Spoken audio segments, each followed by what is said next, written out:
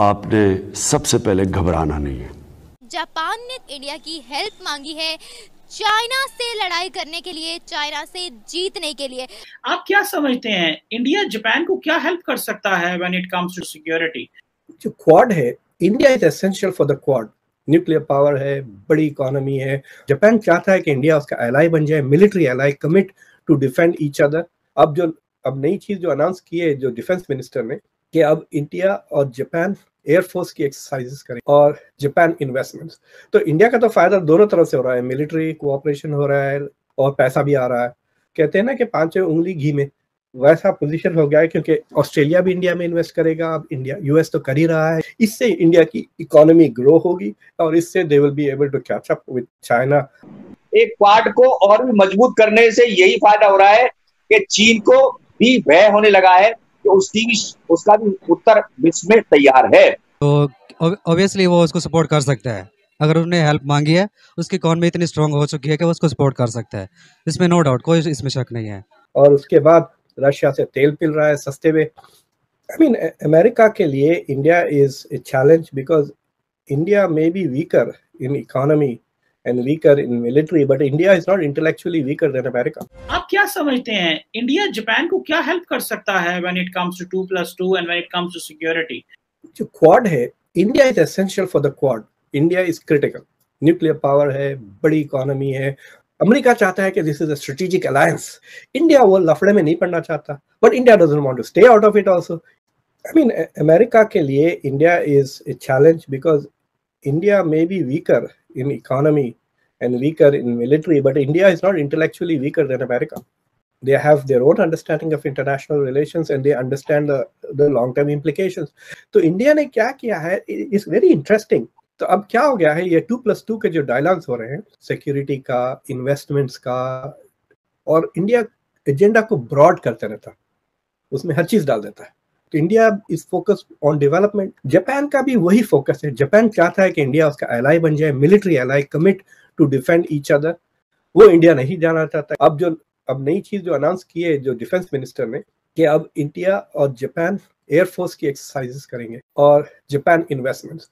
तो इंडिया का तो फायदा दोनों तरफ से हो रहा है, मिलिट्री कोऑपरेशन हो रहा है, ट्रेनिंग एक्सरसाइजेस हो रही हैं और पैसा भी आ रहा है। तो इंडिया के लिए this is the number 1 goal के फॉरेन इन्वेस्टमेंट्स आए, फॉरेन टेक्नोलॉजी आए इंडिया में। इससे इंडिया की इकोनॉमी ग्रो होगी और इससे they will be able to catch up with China. कहते हैं ना कि पांचों उंगली घी में, वैसा पोजीशन हो गया है, क्योंकि ऑस्ट्रेलिया भी इंडिया में इन्वेस्ट करेगा। अब इंडिया, यूएस तो कर ही रहा है और उसके बाद रशिया से तेल मिल रहा है सस्ते में। देखिए, इंडिया शुरू से बड़ा किस्मत वाला रहा है कि they have a far sightedness which is good. और उन्होंने ये समझ गया कि अगर हम ये पूरे एजेंडा अगर यूएस का एक्सेप्ट कर लेते हैं तो हम फंस जाएंगे। तो दूसरे मुल्क डोंट रियलाइज कि इसका लॉन्ग टर्म इम्पैक्ट हमारे पर क्या हो जाएगा। तो इस तरह का जो बड़ा स्ट्रेटेजिक कल्चरल एनवायरनमेंट है इंडिया का, it helps India not get into traps. India और जापान के बीच में एक्सरसाइज चल रही है, नेवल एक्सरसाइज। सर, ये जो नेवल एक्सरसाइज चल रही है जापान के साथ, इससे इंडिया को क्या लिवरेज मिलने वाली है और इसका फायदा क्या होने वाला है?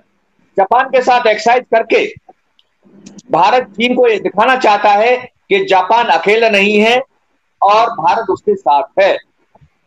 इसलिए इस एक्सरसाइज का भारत को भी उतना ही फायदा है जितना जापान को है। इसके द्वारा भारत चीन को ये दिखा रहा है कि चीन और जापान और साथ में अमेरिका की बैकिंग जो जापान के साथ है, ये सब उसके खिलाफ हैं और वो इसमें ये ना सोचे कि वही एक शक्ति है इस एरिया में।